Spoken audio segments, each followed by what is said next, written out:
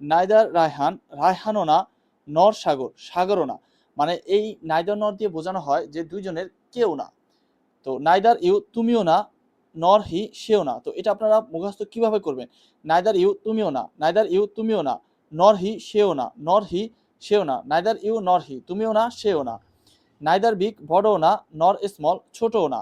Neither walk, হাঁটাও না, নর run, দৌড়ানো না।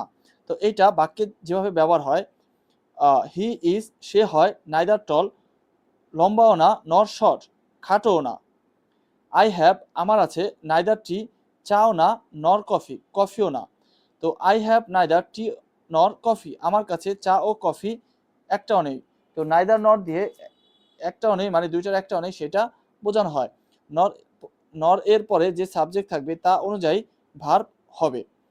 যেমন নাইদার হি নর আই, সেও না আমিও না, ওয়ান্ট টু গো, যেতে চাই। তো সেও না সে আমি কেউই যেতে চাই না।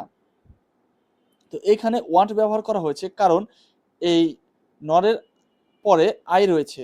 তো এখানে নাইদারের পরে হি রয়েছে, যদি আমরা এই নাইদারের পরে সাবজেক্ট ধরতাম তাহলে ওয়ান্টের সাথে এস যুক্ত করতে হতো।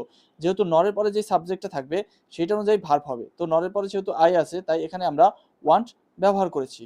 নাইদার নরের সেন্টেন্সে নরের পরে যে সাবজেক্টটা থাকবে সেই অনুযায়ী ভার্বটা ব্যবহার করতে হবে।